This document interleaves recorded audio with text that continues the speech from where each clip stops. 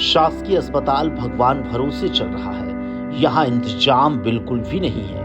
Patient भगवान का नाम लेकर अपना इलाज करवा रहे हैं। एक ऐसा ही मामला सामने आया है जहाँ सिराली के पास एक एक्सीडेंट होता है। पेशेंट का पैर टूट जाता है। भोपाल उसे रिफर किया जाता है, लेकिन एम्बुलेंस उसे नहीं मिल पाती है। जिसके बाद क्षेत्रीय विधायक आर.के. दोगने को इसकी खबर मिली। वह तुरंत ही अस्पताल पहुंचे, जहां अधिकारियों को उन्होंने डांट लगाई और एम्बुलेंस की व्यवस्था करवा दी है।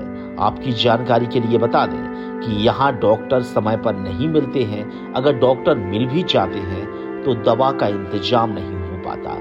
ऐसे कई लोगों ने गंभीर आरोप लगाए हैं। सीएमएचओ की उदासीनता और लापरवाही का खामियाजा जनता भुगत रही है। ऐसे आरोप भी क्षेत्रीय लोग लगा रहे हैं। राजधानी तक के लिए हरदा से जिला ब्यूरो चीफ अरुण तिवारी की रिपोर्ट।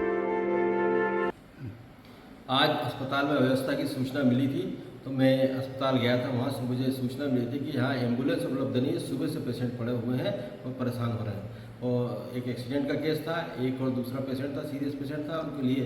तो मुझे सूचना मिलने पर अस्पताल गया। अस्पताल जाने के बाद पहले तो मैंने फ़ोन लगा के बोला अधिकारियों को, उन्होंने व्यवस्था नहीं करा पाए। 1-1.5 घंटा हो गया। इसके बाद जब नहीं हुई तो मुझे वहाँ जाना पड़ा और जाकर मैंने बात की, डॉक्टरों से बात की। डॉक्टरों ने भी लापरवाहीपूर्ण जवाब दिया कि हमने फ़ोन लगा दिया।